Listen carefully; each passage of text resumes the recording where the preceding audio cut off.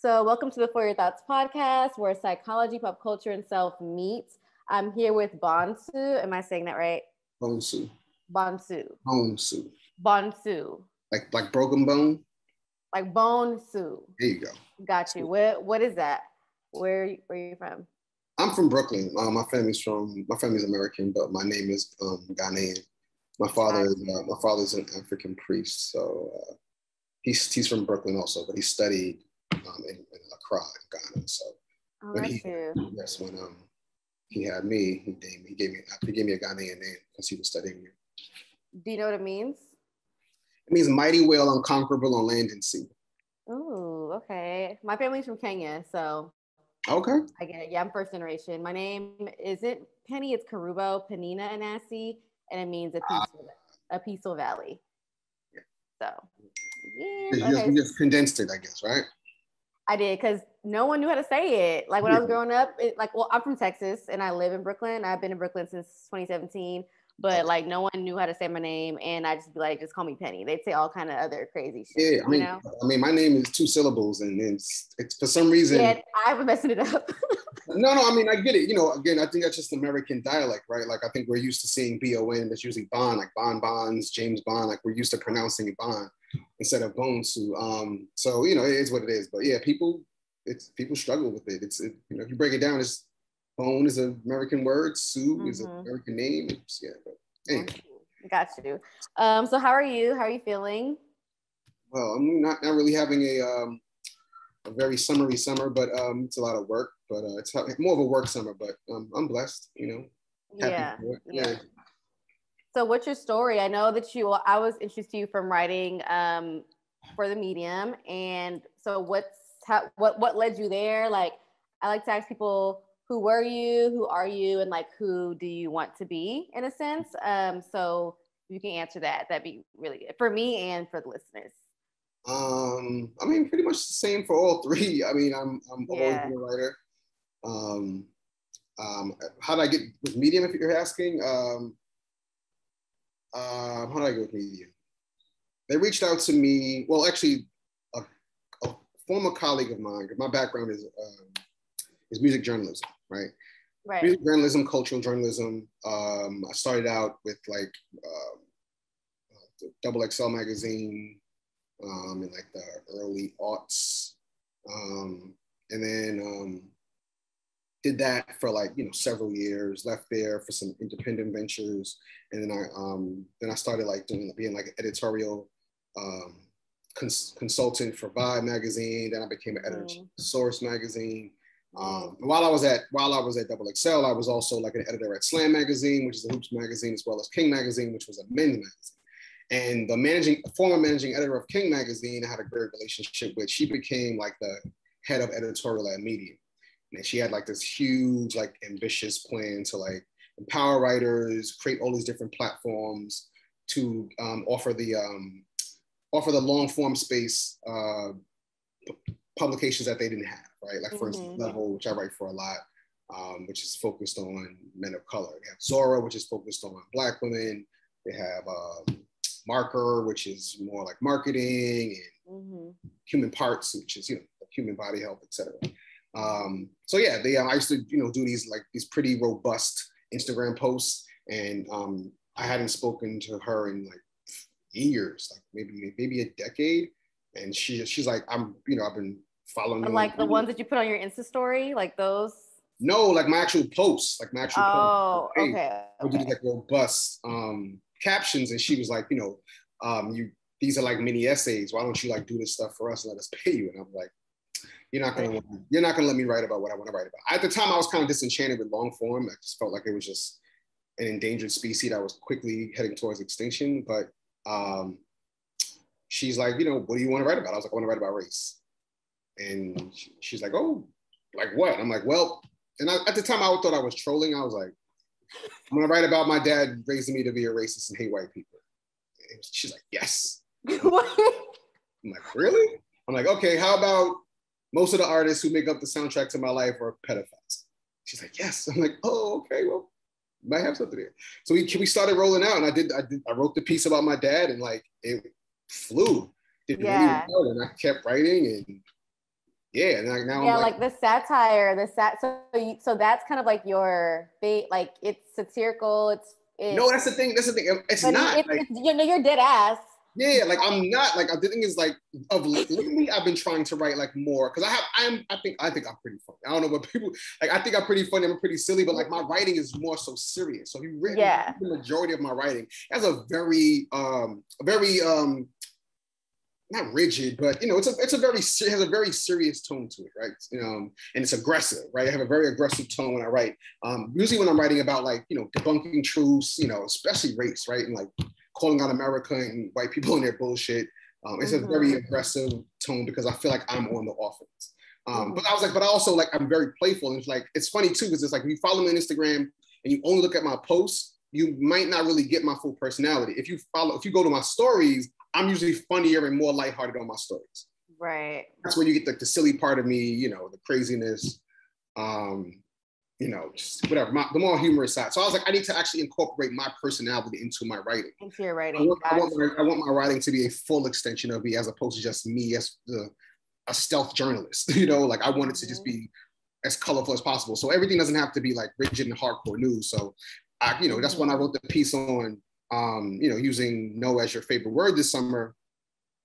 I tried to, you know, it was lighter. I tried to, you know, put my personality into it. Same thing with the piece I wrote about can people go back inside, right? Right. Same thing. You know, I'm talking about like almond milk and you know, right. I had, you know, the same flight prices as I did during the pandemic. You know, so just lighthearted stuff again. You know, but so do you what would you say? Because I started off writing as well, didn't go that far. I kind of like switched gears.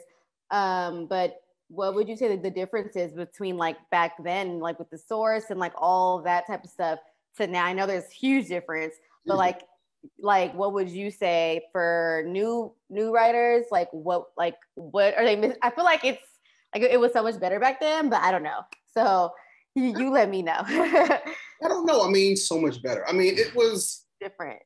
Yeah, it was. You know, it was like because of what you gain from the digital, like, you know, you actually are able to reach more people, right? It reach people faster, you get news quicker. Like we're consuming more content than we ever have, right? We ever have. Like it wasn't like this. Like you could have all the magazines, you still were not reading as much. Right, as you know, as carnivorous as we do now. Yeah. So but the downside of that is everything is disposable because there's so much so quickly. Right. Something that you could live with for like a month or like, you know, even a full week is gone in a day. And then I feel like people are also like repetitive. Like people who don't have their own voice kind of just like bite from everybody else's voice, and it's whack. That's a whole nother game. Yeah, the saturation. Yeah. I saw that with the, you know, I saw that a decade ago, no, more than a decade ago, like, you know, 10, 12 years ago with like the rise of like bloggers. You know, it was like everybody who had like a tape recorder all of a sudden became a journalist. And I'm like, that's not really everybody who had a laptop or, you know, Twitter became a writer. And I'm like, it's not really how it goes. You know, just because you have a basketball and some shorts doesn't make you Kyrie Irving, you know? Facts. Okay, so with your latest pieces, I was like, I wouldn't really be mad if Delta and her like line sisters came through because I kind of like being inside a little bit as well. Not Delta and her line sisters. Yeah. Like I wouldn't be upset. I would be upset because people are dying, you know. Right. Yeah. We don't want death for anyone. Yeah. Yeah, but I really was like, you know what? I liked it a little bit. So tell us about like where did that come from and just kind of, I don't know, like let's just start there. Like where did the idea even come from to start talking about it? And then we can go through some of my favorite excerpts.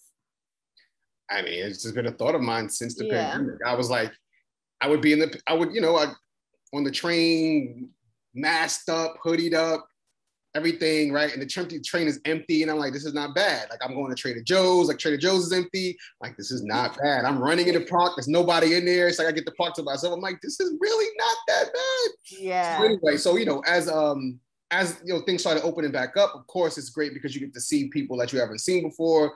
You get that fellowship that we were deprived of for so long. But I was definitely concerned, like I was going to lose some of the things that some of the perks of being in a pandemic. And, you know, that solitude, which I actually love. You know, I'm not going to. Yeah, some people don't like being by themselves. Like I love it, and like I love being by myself. So, as much as I dislike the pandemic, I benefited from a lot just from my personality. Yeah.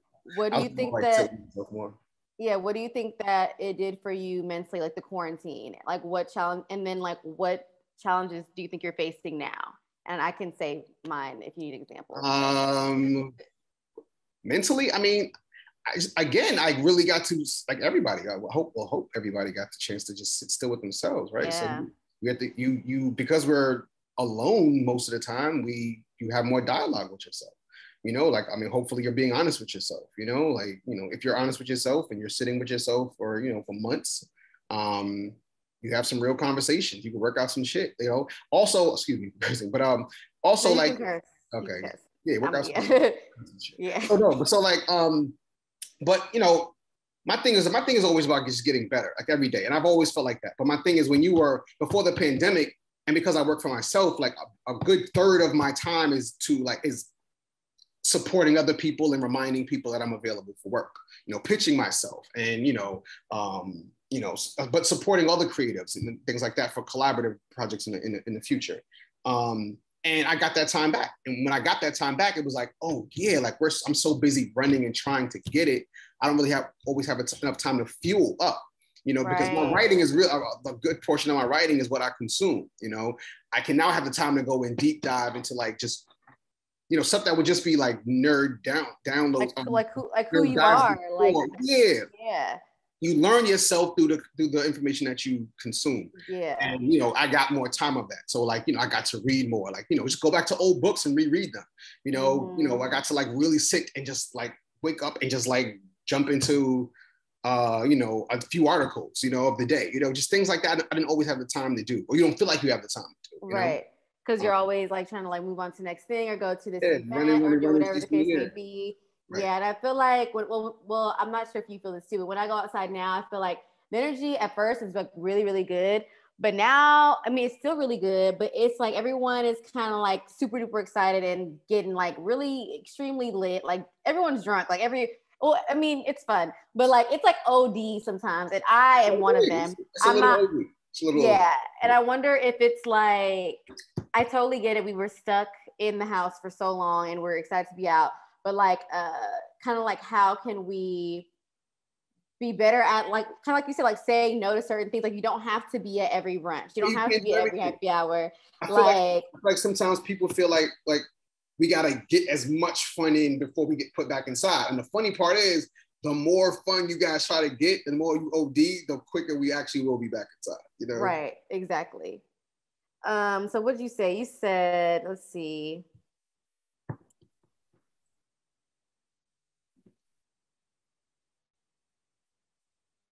Okay, you said, don't throw a half a shot of Casamigos into a tall plastic cup and charge me $17. Your establishment clearly is not the standard. For the record, no one is beholden to a specific tip amount. You have the legal right to decline the gratuity suggestion of the establishment. Basically saying outside is too goddamn expensive now and all that type of stuff. So I guess it's kind of like speak more, I guess, on everything that you were talking about. You know what I'm saying? I don't know. I mean, in the deets. Although the deets are all there. Yeah, I mean, it's, hold on, sorry, one second. You know, what happened next? Because this was 20. Yeah, I mean, you know, it's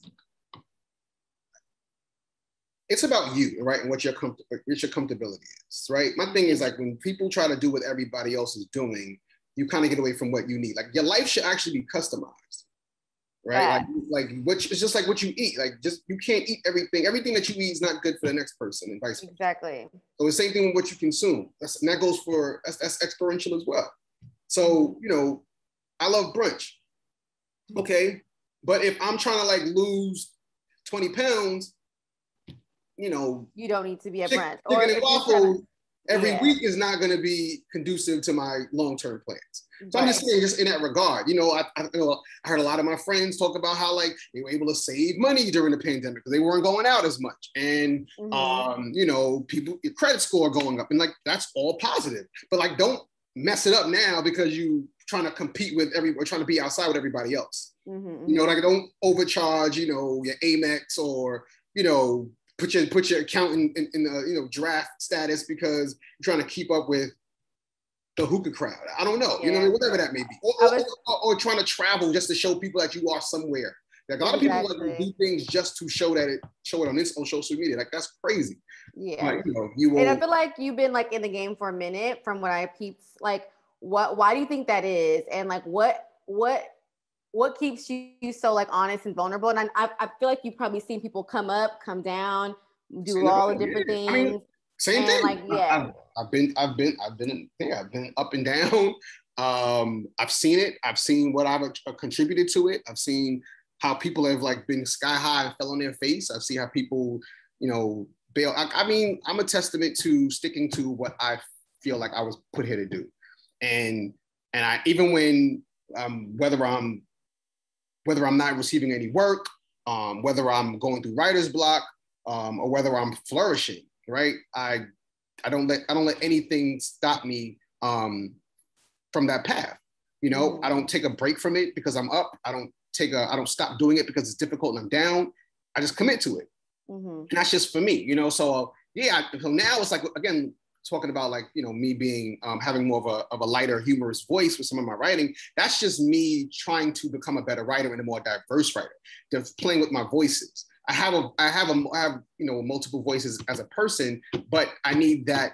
I think being an ultimate writer is being able to use all of those voices in your work, you know? So, that's where the vulnerability is. Like, you know, I was talking to a friend of mine last night, and, you know, they were like, you know, I was doing a live with a friend of mine, just a random late night live. And they were like, oh, I didn't know that you said XYZ about your mom. I didn't know you.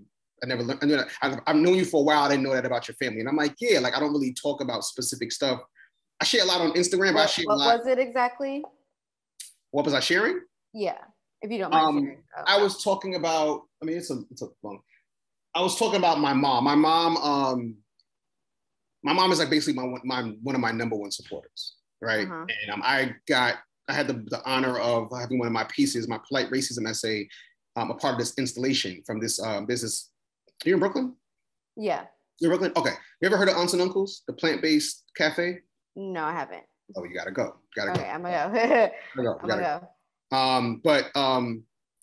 And my friends own it. It's a couple, Mike and Nikki. They own it, and they did a pop-up across the street from Barclays on Juneteenth for their new capsule line. They also make apparel, and they did this art installation, and they featured a part of my polite racism. Yeah. So, but I was it's a long story, but like basically, I went there. And I didn't know what it was going to be, so I didn't really tell anybody. But I went there, it went up, it was beautiful. I took a picture, and then like I left, and I was headed out of town. So I hit my mother, just let her know, like, oh, this happened today. It was cool, blah blah blah blah, you know, and just kept it pushing. Like an hour later, she texted me a picture of her with the owners in front of my installation back in Brooklyn, and I'm already out of town. Yeah. So I was like, you know, just tell how much of a supporter my mom is. So my friend was just like, oh, I didn't know that about you. I didn't know, you know, your mom was that much of a supporter, blah blah blah. And I was like, yeah, you know, like my mom is a whole novel herself. Like her memoirs is going to be crazy. But yeah, Are you gonna write it? That would make the most sense, right? I don't know. I don't know how transparent she's going to be. Like you know, you got to get deep and dark with yourself. You know, so she might rather do that with a stranger than her son. So I don't know. But anyway, I say all that to say, I was telling my friend, I'm trying to become more transparent. You know, there are things that I just won't share. You know, like I don't really show my mother on social media. Like, you know, if I had a child, I probably wouldn't show my child on social media. Maybe, I don't know. But like, you know, whenever if I have a girlfriend, like you probably won't see her. Yeah. You know what I'm saying? But like, you know, the things that are most precious to me, I don't really share on Instagram or social media, period. I'll tell you stories and things like that, but like how people look and whatever, like I don't want, because it's a aesthetics thing, and people have, last thing I need is somebody talking about like, oh, you know, I don't like your mom's hair or something like that. Like, yeah, that's a problem. You know, fight, yeah. So yeah. Anyway, so like that's just me being more transparent, is me trying to become a more diverse and stronger, more complex writer.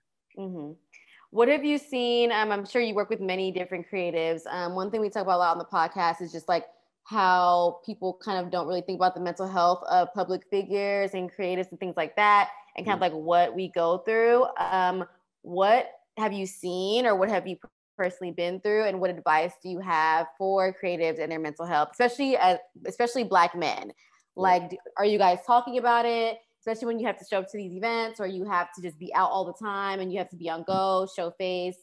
What has been like your experience with that within your circle that you'd like to share? You can get as personal as you want. I mean, I don't know about my circle. Like, I mean, unfortunately, I have, you know, the gentlemen that are around me are fairly healthy, you know, but everybody's got their blockage. Like, you know, I come from Brooklyn. Everybody has their thing, yeah. Yeah, I come from Brooklyn. Like, you know, we're in New York City, period. You just are raised to be tough and guarded, and especially when you're Black. You know, you show any weakness, you know, could possibly put you in danger. You know, so we still, even though, you know, we're fully grown men, like we still have that. You know, I have tried to just be more, shed that a little bit and try to be a little more vulnerable. Because I realize like the more vulnerable I am and the more honest and transparent I am, I think the more healthier I am, the better I feel. I don't hold as much baggage down. People are around me are very clear on how I feel, you know, so there's no, you know, it's not a lot of miscommunication. Right. You know, but like my closest friends, like my best male friend, Alex, like we say we love each other all the time. Right. Like, you know, it's, and we've been through it all together, you know? So yeah, it's, you know, I can't speak for like the majority of the men around me. But definitely like, you know, my very close friends, like we are able to have very vulnerable human conversations where we just like, you know, like my friend will call me one day and just be like, yo, I just feel like shit today. Right. Like I feel like my worth is lower today, and I can't even explain why. He won't even be able to rationalize it, you know, intellectually. It's just like it's an energy. And that thing is like, you know, it just could be the energy of the day, right? You could have just walked into some bad energy and it's not even yours, right? It could be something deeper that, you know, it's rising to the surface. It just hasn't surfaced yet, you know? So it's just having those dialogues. And like, you know, and I think I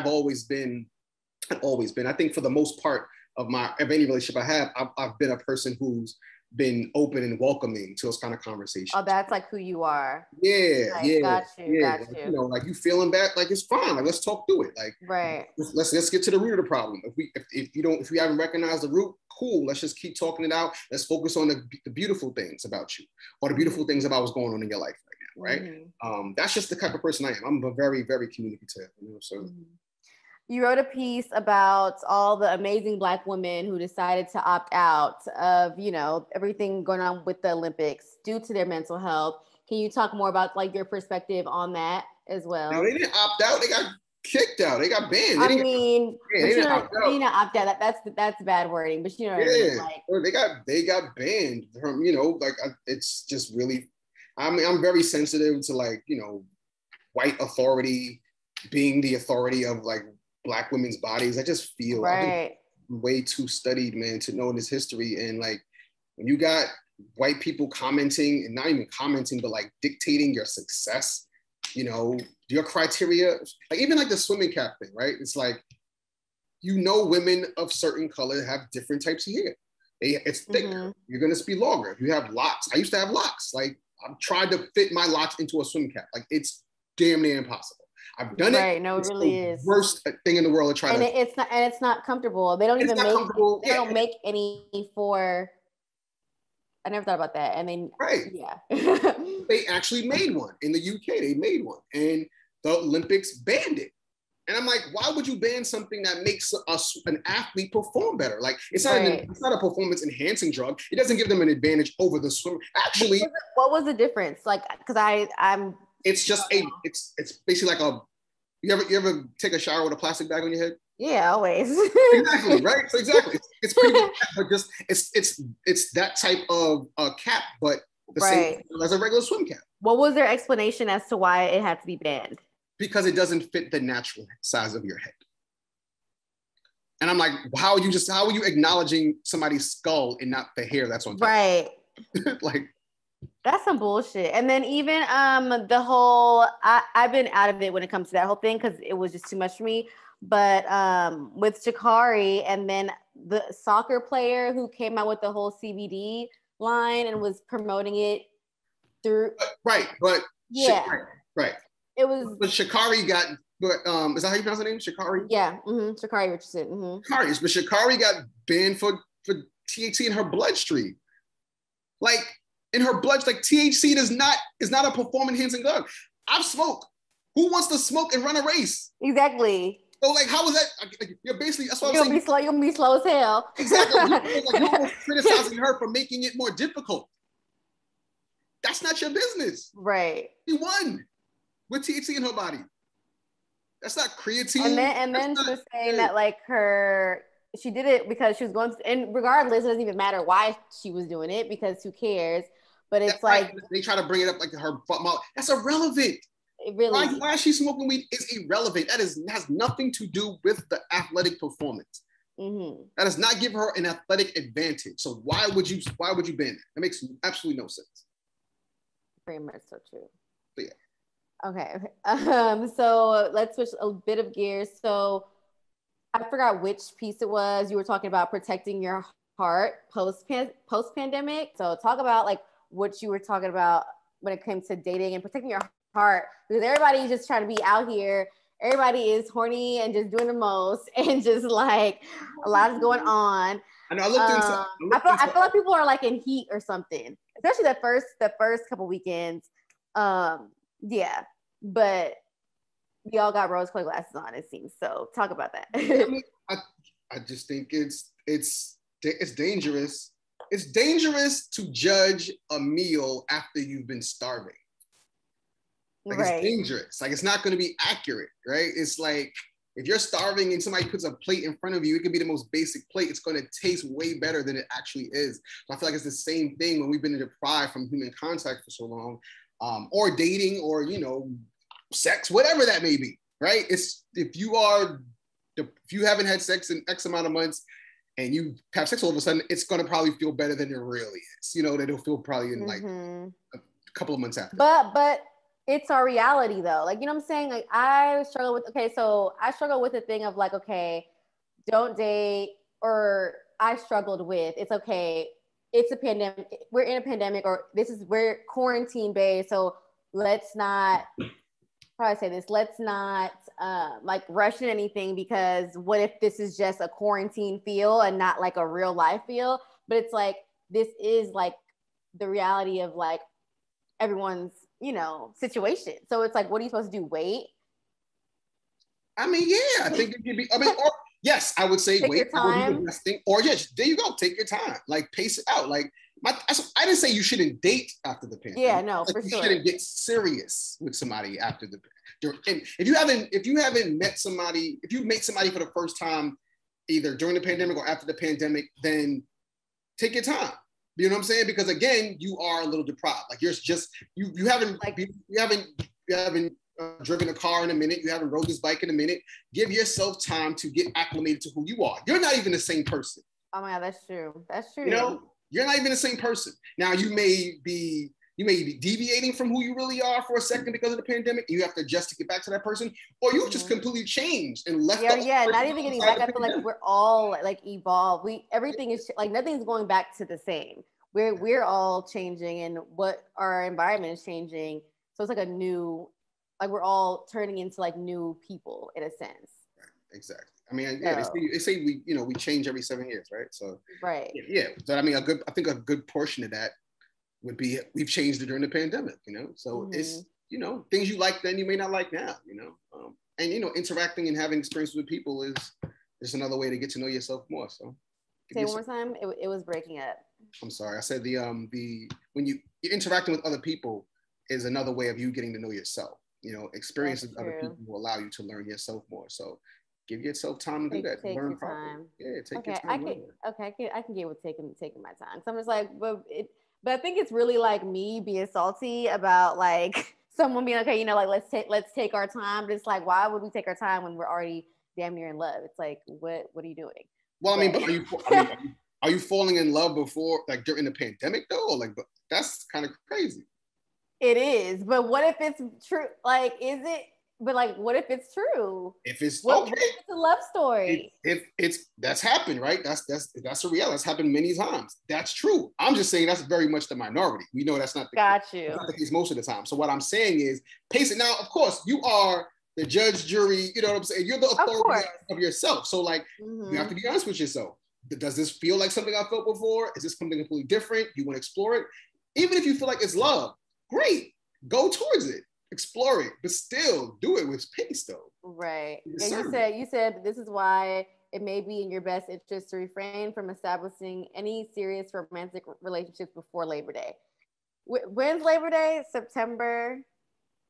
Like the 5th or 6th. First Monday of September. It's coming through. But no, that's facts. That's facts. I feel like everybody, and it's just like, it was just too much. And there's like a lot, people have lots of options. You're seeing new things. You might really like something else. You know, it's just a lot going on. So it's a good time. It's like a big ass playground outside, honestly. So it's like, let everybody. I mean, it's there to have fun. Have fun. Just don't let it burn you. You know what I'm saying? Like, right. Don't come home from the playground with a broken bone. Exactly. No, dead ass. Nah, for real. Oh my God. Have you ever thought about writing for like TV or something? Yeah, I've written for TV. Like, oh, you have? I'm writing for TV right now. Actually, that's why I'm not really having like a big fun summer. But like that's why I've been home for most of the summer. Like your own thing, or it's something that you can't talk about, or what? I'm writing for a network, right? Okay. I'll tell you about it. I can't wait to see what it is, because like you're writing, it's just like, okay, this has to be somewhere else as well. You know what I'm saying? It's way too accurate. You know when you watch shows and like they say corny shit, it's like, I get what you was trying to say, what you was trying to do, but you didn't really hit it or whatever. Yeah. No, you'd actually hit that means the world. Thank you. That's one of the biggest compliments I can receive, because that is something that I hold my hat on, like the authenticity of what I write and what I try to write. My messaging, period. I want to just be authentic, and that's the stuff that I don't like in film and television. It's like when something tries to be something. You know, I mean, are you watching? Are you a big Power fan? I never did Power. Never did Power. Okay, because I'm watching.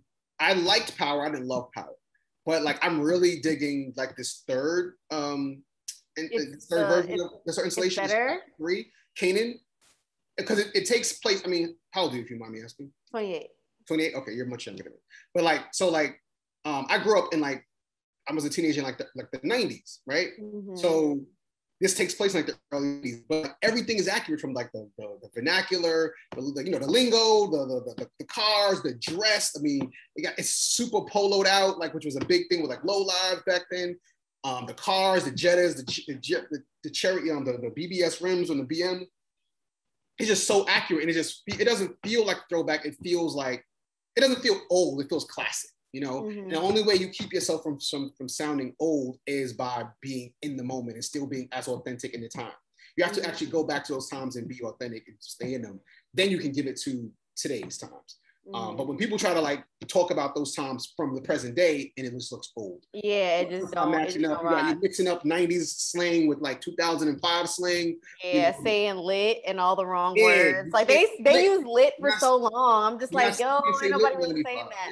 Yeah. Nobody said lit in 95. So do you like so when I used to write, if I thought about something, I'd like put it in my notes or whatever. Like, what's your like process? Are you a type that like you sit down, like you get the idea and then you sit down and just go for it? Or do you be like having bits and pieces and pulling it all together? Like, what's your process look like? I feel like I'm kind of like a rapper in that sense, where like I'm always writing in my head. There's just always stuff that I'm tabling. I used to take a lot of notes down stuff. Right now I take less notes down, because I just have I think I'm just better at organizing this stuff in my head. Mm-hmm. And also we think of, also when you get older and you become a better writer, you realize like a lot of shit you think about ain't even worth putting down, right? You gotta distill like all your ideas. So I'm good at like knowing like, we don't have to really remember that one, but this is a big idea. It's either big enough for me to write down, or it's gonna be big enough for me to like just hold on to, and I'll get to it later. Mm-hmm. So I feel like I'm always writing. I always have an idea, trying to flesh it out. But mainly again, I like to be stimulated. The more I consume, the more I have an idea. I like joining conversations and finding out the part of the conversation that that people are missing. Right. That's my thing. You know, like that's what I love to do. It's like it's a conversation that's already going on and figuring out, joining that conversation and adding to it. Y'all talking about X, Y, and Z, but But what about this? Missing T. Yeah. And it I relates love to that. X, Y, and Z. You know, that's how I try to write, you know. So I love that. I think that's why I was like drawn to your stuff, because like that's what I think, because I just hate seeing oversaturated, you know, things. And it's like, although you talked about something that everyone's talking about, it was just completely different. It was like an angle that no one, but it's like, it's right there though. But it's like an angle that nobody, you know, right, I guess exactly. could articulate. I love, like, when I can find something that's under everybody's nose that they just can't see. That's the goal for me. That's it. I love that. That's special. That's like unique to you. I love that. Yeah, absolutely. Thank you. Okay, so we're about to wrap it up in a second. We talked about all mental health. Have you been to therapy? Like, what's your thoughts on it? Have you? I think everybody should have therapy. I actually look forward to having a therapist. I'm gonna probably this fall. Like when we get we get calmed down and it gets a little colder again, I'm probably gonna grab a therapist. You know, but that's a real commitment. So you got to find a partner. You know, you find a therapist. It's like finding finding someone you love. You know, right? It's that kind of discernment. So yeah, I'm probably going to start that hunt this fall. But I've only been to therapy once, and it was amazing. I wish I could have done it. I actually needed it more then than I do now. But yeah. I thought people should go to therapy for the all the time. You know, once you find a good one, if you can afford, of course, there's a bunch of reasons why people can't get in and stuff like that. But buy somebody buy somebody a 2 hours of therapy for Christmas, something like that. That's a better gift. That's a dope ass. That'd be a dope ass gift. It's a great gift. You know, find somebody a therapist and give them 2 hours. We get 2 weeks every other week. Talk to this person for this. You get 2 sessions of this month. See how you feel next month. Maybe you want to continue that. You know, that's a great gift. That's dope. Okay, so we always end the podcast with this was such a different interview because it's more so.